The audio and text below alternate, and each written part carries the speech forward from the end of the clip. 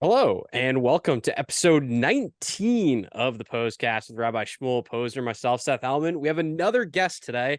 We've got Hershey Sufrin. Hershey, how are you doing today? We'll talk to you first and then we'll get over to the rabbi, see how he's doing. Baruch Hashem, really excited to be here. Rabbi, how are you today? I'm excited that Hershey's here. Uh, Very And good, you. very good.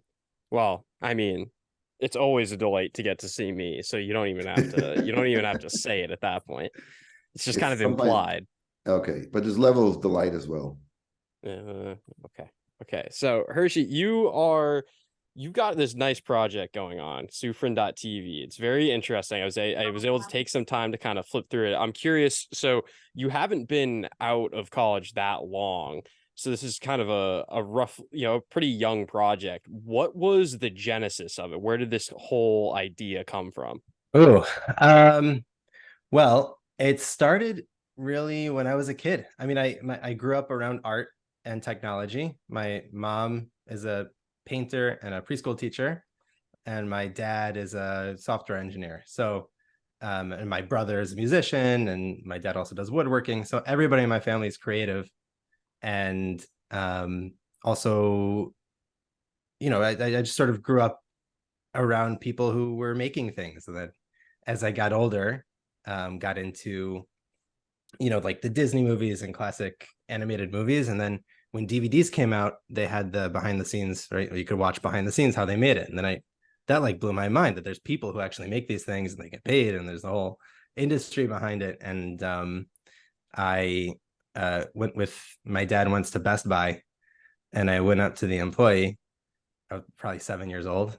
And I said, I want the computer program that they use to make Toy Story.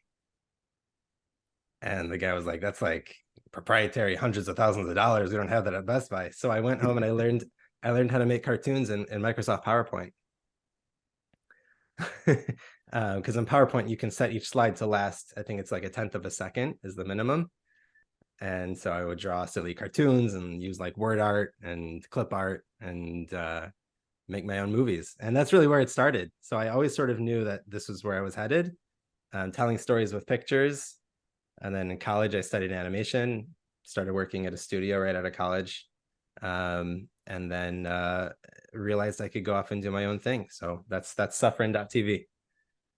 So Wow. tell us a little bit more about, why did you decide to go down the road of Yiddishkeit? And I saw there was a section on Kabbalah, and so there's Jewish stuff on here. Why did you choose that route as opposed to trying to go to Pixar and create I movies? see. Yeah. So first of all, let me just clarify. I don't only do Jewish projects. Like most of what I do is, corporate business stuff. And then I often will do stuff in the Jewish world just because that's my network, right? Like you have to, it's not what you know, it's who you know.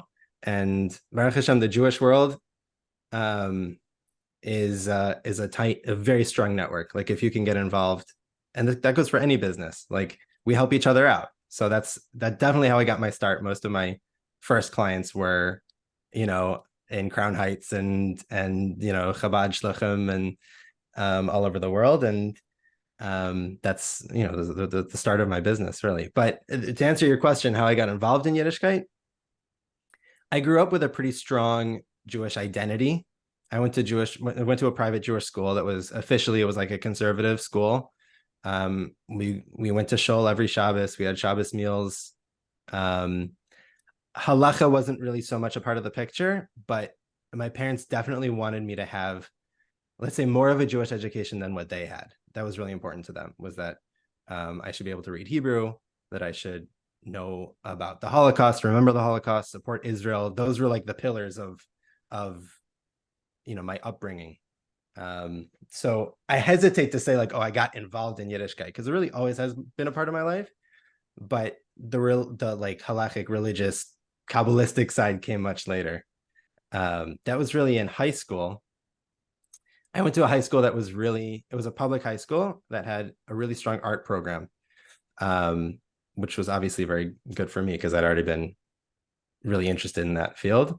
So my senior year of college, I did an independent study in graphic design, and I decided I was going to make a font.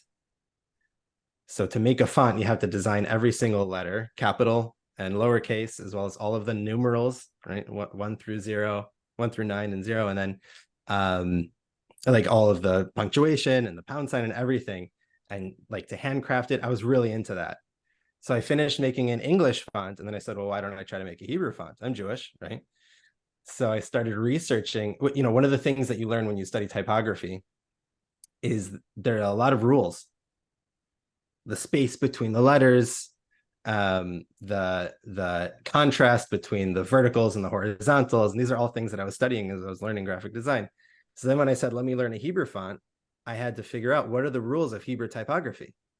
What are the principles of the Hebrew letters and the shapes of the letters? So what happens when you Google the shapes of the Hebrew letters? You end up on Chabad.org learning Kabbalah.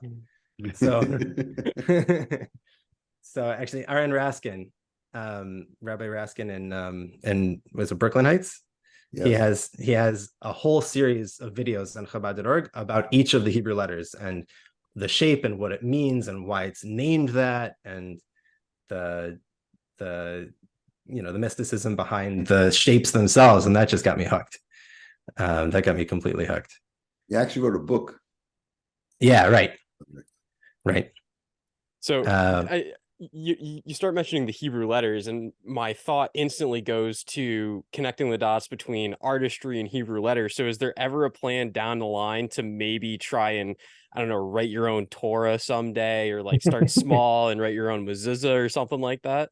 Yeah, I thought about it. I was really into like it's what's called safrus, like practicing the different shapes of the letters with I got like special types of pens, and I would play around with it, but professionally, no. And to write my own mezuzah, I don't know if I'm qualified. Rabbi, do you have any more specific questions here? No, just about safrus, I would say that's like a profession on its own. You have to have like, it's not just artistic. It's also, the soul thing of it. And if you have to be, I think you have to be a special person that's drawn into it, and it's all handwritten. So, it's not like you play with a computer. It's like you have to, it's very meticulous. I'm in awe of people that sit and write mezuzahs all day. Like, how can you, there's a guy in Crown Heights, I visit him. He's fascinating because in his basement, he actually has skins that he uses and makes them into parchment. Like, does everything on his own. He makes the bottom, the containers for the tefillin. He makes the parchment, he makes the ink, does the whole thing. And sometimes he does really small tefillin, and he's working through a big magnifying glass. Like, it's mind-boggling, and it's so gorgeous, it's so perfect, it's incredible. So I think that if you don't have that, that drive to do it, it's not going to happen. Yeah. One thing that I was drawn to, I'll say, actually, around that same time, my brother, who's much older than me, we're 11 years apart, and it's just the two of us. So I always really looked up to him, and he had started becoming religious before me. And he got involved. He moved to Brooklyn and got involved with some of the Hasidic communities there, including Chabad and also other Hasidic communities. And so I used to go visit him when I was in college. I would go visit in Brooklyn, and he would take me on what I like to call a Hasidic safari, where you go around and see like all the different stockings and shtreimels, and he was explaining why they're doing this, all the different things. And we would go daven in all these different crazy shuls, and it was a huge, I learned a lot, and was definitely influenced by all of that. But one thing that I noticed in all of these shuls, there's something called a shivisi. A shivisi is a poster that has, essentially it's a verse from Tehillim, Shivisi Hashem lenegdi samid, which means roughly, I place God before me at all times. Like, I constantly am aware of Hashem, constantly remembering Hashem. There's a lot of Kabbalistic things behind it also, but this poster has it written in, it's beautiful, it's gorgeous. I don't know if you could do a screen share and just like Google Shivisi and see what comes up. But they have also one of the Psalms written in the shape of a menorah. I forgot which kapitel it is. But it's shaped in a menorah, and it's also one of these chapters in Psalms that has like the words are the same forwards and backwards, and there's all these different diagrams and names of Hashem, and sometimes it'll have like the series on there. And there was like a general structure that they all shared, no matter what shul you go to, and you see the Shivisi, but they're all unique, and you sort of get a sense of like the culture behind each each one. And then when I would go to Chabad, they didn't have one. And so I always wondered, like, what's behind that? And so in college, I got involved with all of the Chabad houses in Boston. I mean, there's a whole bunch. Yeah, there you go. Exactly. Yeah. So like, isn't that awesome? You know, especially like me thinking of like a graphic designer trying to think about Jewish, the Hebrew letters and what is Jewish design? Like, what is, you know, how does Kabbalah and Jewish thought influence the way that Judaism looks? Like when you walk into a shul or the art that we associate with Yiddishkeit. And this is just so cool to me. So I got into this and I asked one of the rabbis at the Chabad houses, I asked one of the rabbis, like, why doesn't Chabad use a Shavisi? And he told me the Shavisi is in here. Shavisi is inside. We don't need a poster to look at. We have to internalize it. Okay, I will, full disclosure, that on the top of Aron Kodesh in gold lettering, it says Shvi Hashem like the summit. Oh, yeah? Yeah. And that's just because I just thought it's a cool thing that I've seen it in shuls. I never, not the poster thing, but I was like, yeah, this is pretty cool. Is this is the new one, not the one yes, that I've the new one, yeah. the new one. Yeah. Yes. Okay, very cool. So let me it ask doesn't feel new anymore. I almost can't even remember the way that the shul used to look like at this point. Like that whole first floor feels so just normal now. Right, I mean, we've had it for so I to me it's just like anytime somebody comes in, even they've never been in before, and say, wow, this is a nice building, to me this like brings back, like, in my mind, yeah, but it's 2 years old. This, 38 years we didn't have this. This is like the new version, but it's nice to hear that. So Hershey, can you talk a little bit about technology and Yiddishkeit, and when that feel like, just like some kind of feeling you get with people you deal with?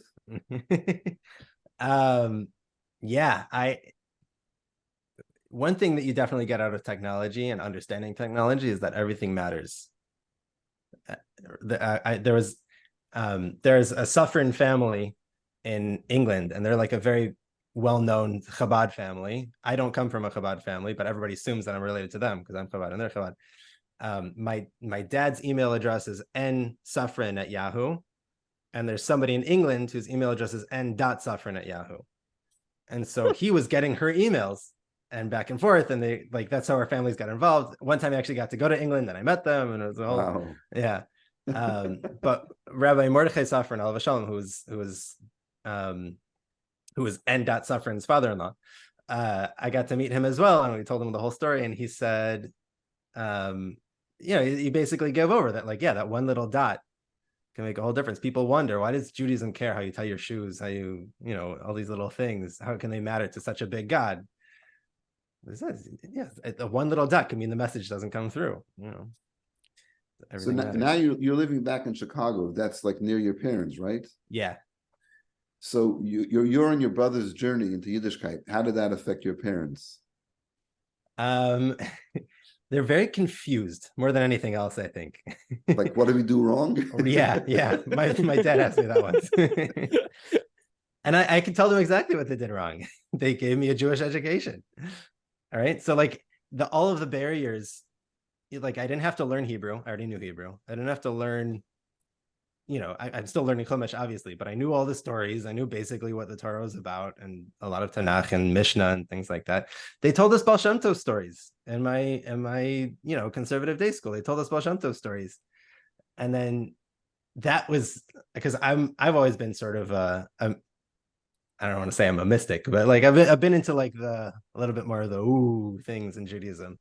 And so to hear Baal Shem Tov stories as a child, it obviously has an impact.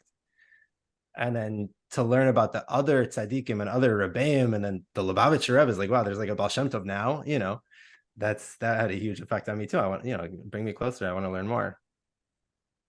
So that was a mistake. So you're actually, you're guest number 2, but you're also the second guest that their brother got into, like going full on into Yiddishkeit first, and then you followed. So what, was it you saw your brother getting into it, and then you were like, you know what, maybe I'm going to start, fully giving all my effort to it too? Or was it you had already gone down that path, saw him, and that was just kind of like an extra factor where you could look up to him more? That's a good question. It's hard to tell. I think a lot of it is and this is in general with chinuch and raising kids and teaching people Yiddishkeit, is that a lot of it happens through, I don't know if it's osmosis or just what you see is what you know. So it wasn't like he sat down and like told me how to keep Shabbos, right? But I just saw him, oh, he like doesn't turn the light on Shabbos, so maybe I won't play my video games today, and little by little, actually, when I stopped playing video games on Shabbos, I didn't know what to do with myself. So on my dad's bookshelf, there was an English copy of the Code of Jewish Law, Kitzur Shulchan Aruch, like an old copy that he had from his bar mitzvah, or it was like even from my Zadie's times maybe. And I would just sit and read it, just like read the English Code of Jewish Law. And that was Another mistake. Another mistake, right? Your bookshelves don't have any material like that. Exactly. But, on a serious note, one of the 10 mitzvahs, the 10 mitzvah campaigns, is Bayis Molei Sfarim. Right. And, in other words, your house should be full of Sfarim. And the Rebbe said not to be full of Sfarim, but that the books in your house should have a prominent place.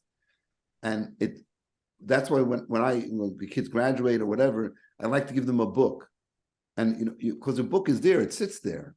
One day you might open it. One day maybe your kid will open it. It doesn't go away. It's like a nice, it's a menorah or something, which of course is useful, but the book has knowledge in it that, some kind of people access. And then when people borrow a book and they bring it back, it's like, why'd you bring it back? And sometimes I get like a book drop. Like, it doesn't happen often. Like, oh, these are books I had from 10 years ago. And like, they'll drop off like 3 books. Like, yeah, I vaguely remember giving it. When I lend the book to somebody, in my mind, it's like, if I don't get it back, it's fine. I don't expect to get it back. But that's amazing that, I have one of your books, Rabbi. I meant to bring it when I was in Boston. I forgot. But... It's fine. Okay. Wow. Yeah, so I totally agree with you as far as parents go. It has happened on occasion, not too often. I mean, I'm sure there are parents that don't like me because their kids became more observant, but very rarely they actually say to your face, like, what did you do to my kid? And I once had a conversation with a parent, and I said, I didn't do anything with your kid. You did it. Right. Because there's thousands of Jewish kids within a 3-mile radius of the Chabad house. Why did your kid come and become more, more observant, become more Shomer Torah mitzvahs? It's probably something you didn't. If it was up to me, I'd have thousands and thousands. If I could do that, wow, it'd be amazing. So it's the seeds that are planted that really sprout at some point later on, and look in the mirror and you'll know why.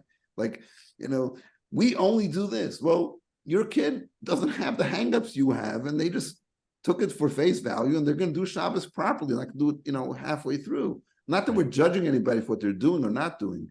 But the fact that somebody takes it to the next logical step just makes so much sense. And I think it's important for parents to understand that, that you want your kids to be Jewish, but not so Jewish. Like, where do you draw the line? You can't draw the line. It doesn't work that way. The 2 rules in my house growing up, the 2 big rules were you're going to marry a Jewish girl and you're never going to wear a black hat. Right? It's like, that was the line, right? It's like, there's certain lines you don't cross.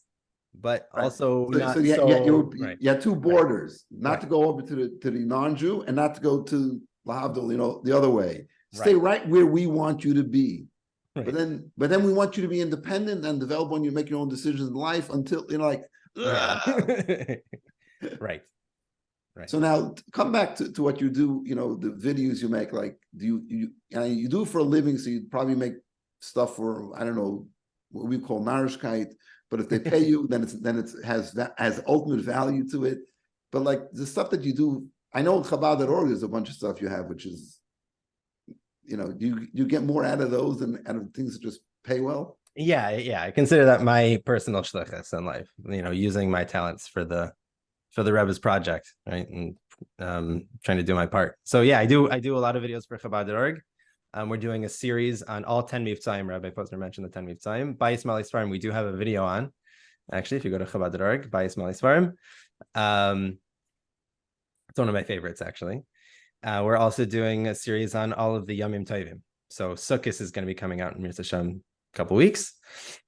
And yeah, it's a chance to because one of the things about making these videos is that I don't just do the visuals. I don't just make the pictures and do the animation, but I also oftentimes have to research the topic and write the script and dive into it. And not just that, but figure out, how do you teach something? How do you explain something in a way that's going to be, understood and absorbed by the public? And all kinds of people are watching, all kinds of people go on Chabad.org.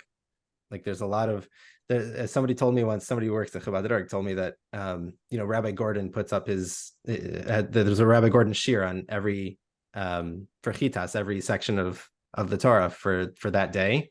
And there was a certain part of the year, or was a Yontif or something, and there was no Rabbi Gordon video for that day.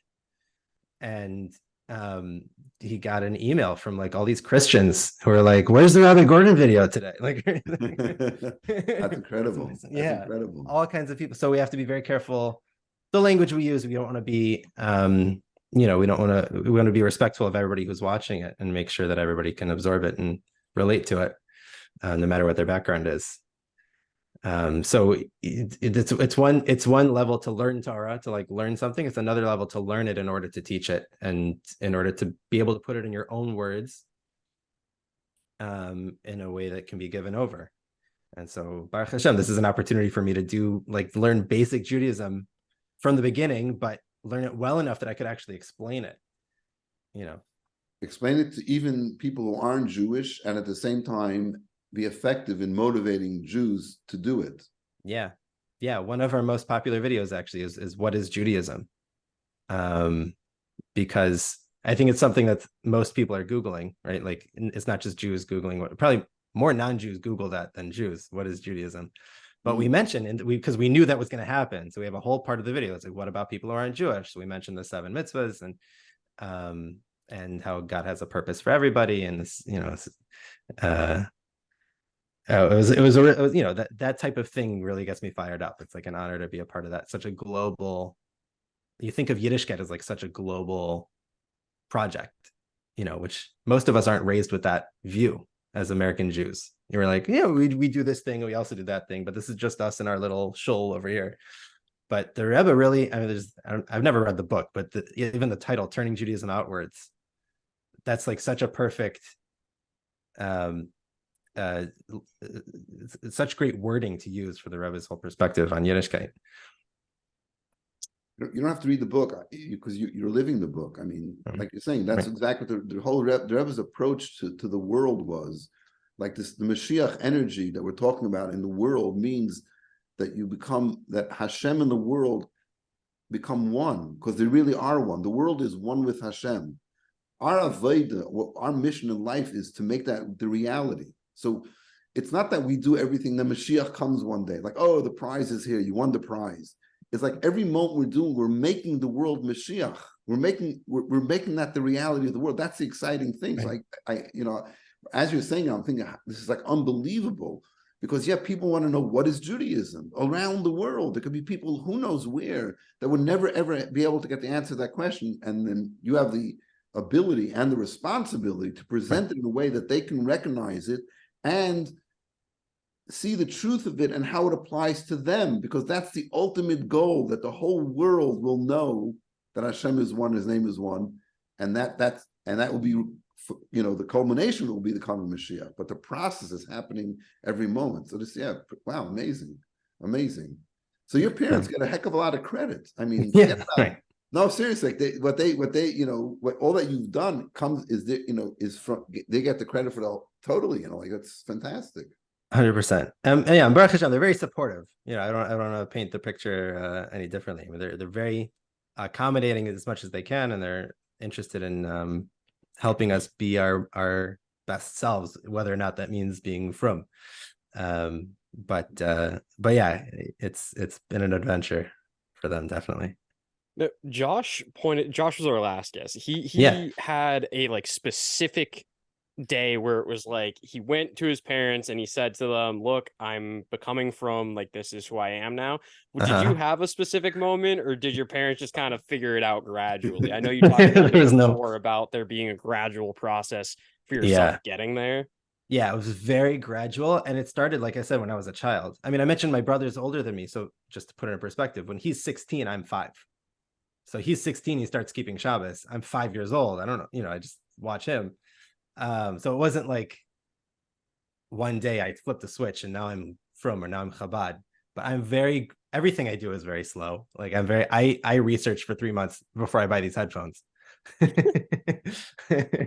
so yeah, it was like, okay, now I'm gonna, like, I told my parents I wanted to buy tzitzis, right? And I was like, okay, why? Well, our neighbors wear tzitzis, but they tuck them in. Could you maybe tuck them in? Okay, yeah, sure, I'll tuck them. And then they sneak out a little bit. And then, and then the next year, something else. I'm starting to wear my tefillin every day, or now I'm starting to whatever. Which that's other things like tefillin. In my conservative day school, we wore tefillin for Shabbos every day. So I had tefillin. I knew how to put them on. I put them on every day. And then when there was no school, I had no reason to put on my tefillin, because it wasn't like davening was an official part of my day, but it was a decision I had to make. It was like, am I going to daven today? And those decisions, the more you have that opportunity in your life to make those decisions of, am I going to do the Jewish thing or not? Is today going to be a Jewish day or not? And then in college, you have a lot of those moments, right? So that was really I think college is a great opportunity to explore those moments and to experiment with those moments, because your parents aren't there, right? And there's a rabbi who's around, but there's nobody telling you, like, now do this, now do that, which I think what college is all about. Yeah, actually, that brings up a question for me. This is something that really bothers me about the current, sphere of college, specifically with Hillel, where they've kind of just reserved themselves this idea that, oh, kids are going to come to school and then they're going to become less Jewish or less observant, and they just want people to show up to things. Whereas Chabad is very much the opposite side, where it's like, we're not just going to let this happen. We're going to bring kids in. We're going to teach them. We're going to try to keep them on this path, and we're going to, give them whatever resources they need to do what they want. So for you, what was it like in college in terms of keeping your Yiddishkeit and even furthering it?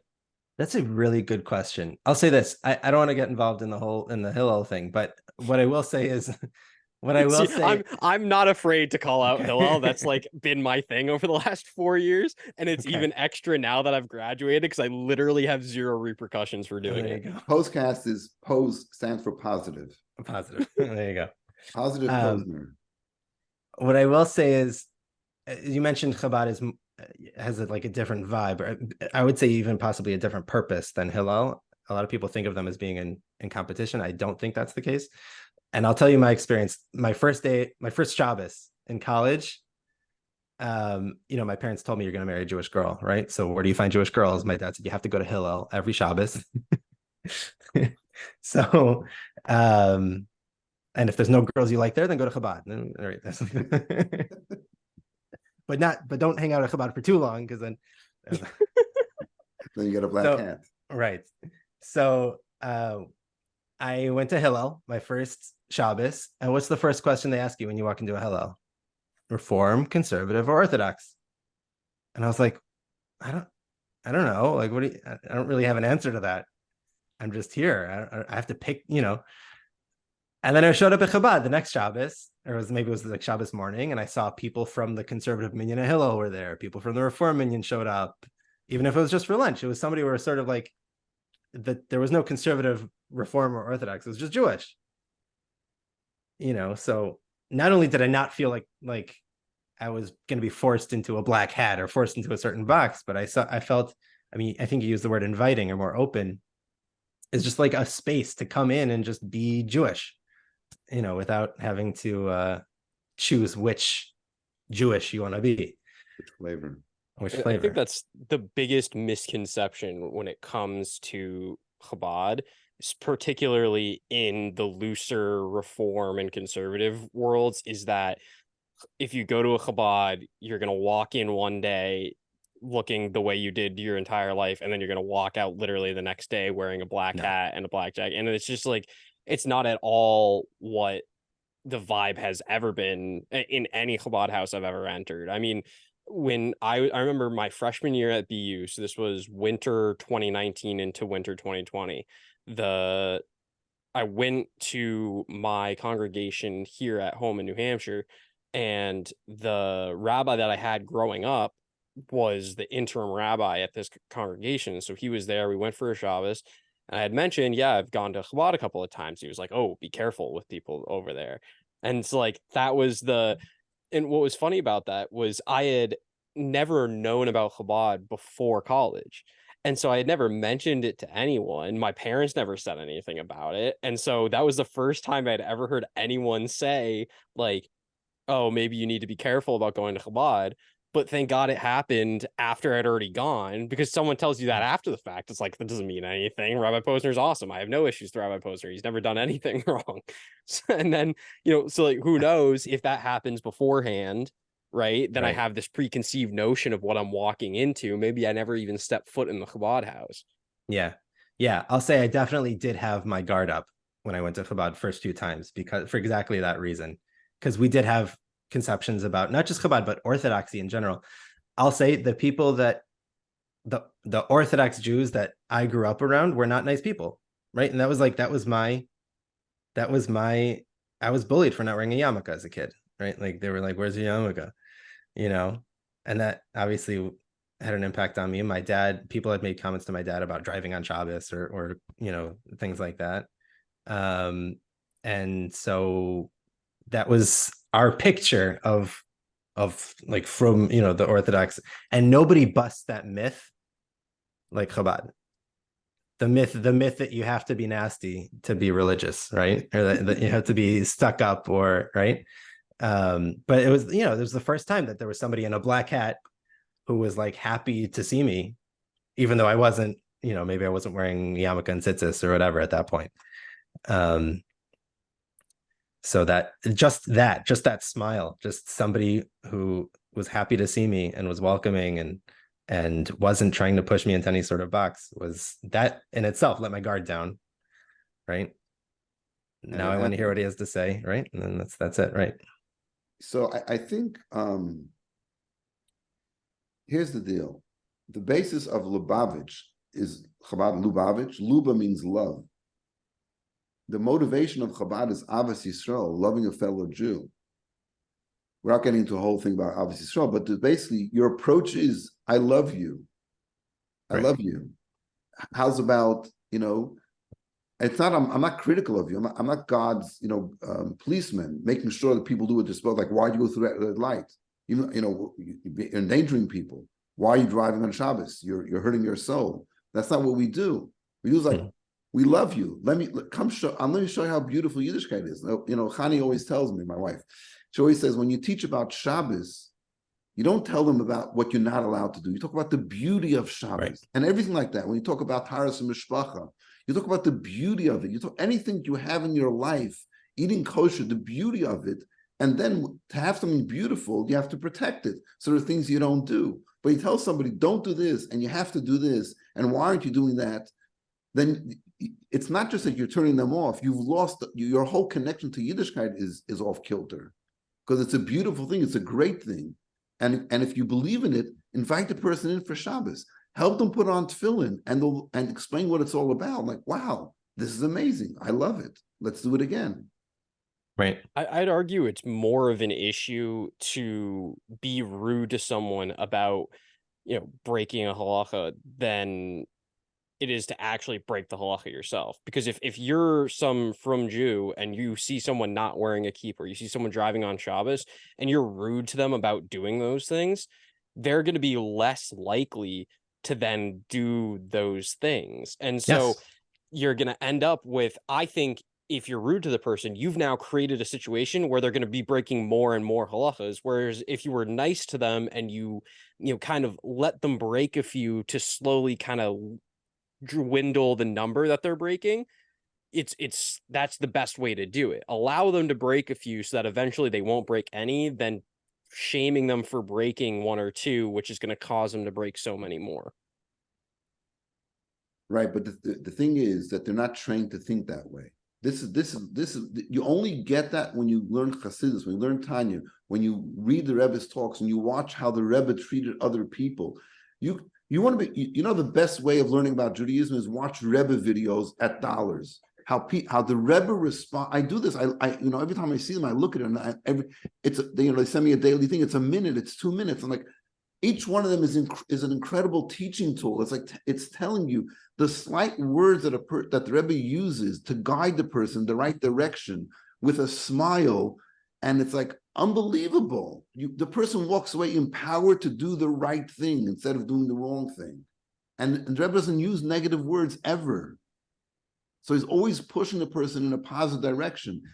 And if you don't have that, the Torah says you shall rebuke your fellow Jew if you do something wrong. It's a mitzvah in the Torah. These people are being observant Jews by telling a person you're not allowed to drive on Shabbos. What you're saying, Seth, is you're doing the mitzvah, but you're not doing it effectively. The effective way is to get them not to drive, not to tell them what the law is, not to bang them on the head. But if you don't know how to do that, if you don't have that background to you, which basically is the essential good of every single Jew because they have a godly soul, you're not going to be able to do it because you don't think that way. Like you're doing something wrong. What's wrong with you? Why are you doing that? So yeah, and I think more and more the Jewish world is learning that. People are looking at Chabad and saying, how is Chabad doing this? How does this work? And and little by little, they're trying to, but I'll tell you something else. As hard as they try to emulate Chabad, if you don't learn Chassidus, if you don't learn about the godly soul and understand, you have to learn Tanya and learn it well. And if you don't do that, you're never ever going to get it. You can't mimic it. You have to learn Tanya. There's no shortcuts here. This learning to love another Jew is something you have to work upon yourself. You can't just go, I'm going to go out and invite people. I'm going to react, what comes to me naturally. You put a lot of effort into it, and that's what we do. It's not simple. Making room for another person in your life and doing it in a positive way takes a lot of effort and it takes a lot of understanding. And we hope, the more people that learn Chassidus, the more and more we're going to be able to connect Jews one to another, and we're able to bring Mashiach to the world. Man. Say amen. Amen. Hershey clearly hasn't listened to enough of our episodes because he wouldn't know. Maybe I listened to them, just not all the way to the end. The end is the best. All right, so I think we've had a really, really valuable conversation here. I hope people took the time to go to the end of the episodes, unlike Hershey apparently, and get some good learning, some good knowledge. So Hershey, where can the people find you? What are the places that people should be looking for your work and the things that you do? Yeah, well, you mentioned Sufrin.tv, which is my businessy place where I put my work, but I'm also very active on LinkedIn. I recently changed my LinkedIn name to Hershey Sufrin. I'm no longer using my English name there. So Hershey Sufrin, you'll find me. Hershey like the chocolate. And that's the best place to find me. Chabad.org. Chabad.org, you can see my work also, yeah. Amazing. All right. Thank you so much for joining us, Hershey. It's been great having you. Thank you to the audience for joining us for episode 19 of the Pos-cast. We'll be back again next week. I don't know what day. Hopefully it's Wednesday because it wasn't this week, and that's my fault. This time it was my fault that we didn't record on a Wednesday. That's the first time ever that it's been my fault, I think. So, all right. We'll see you guys next week.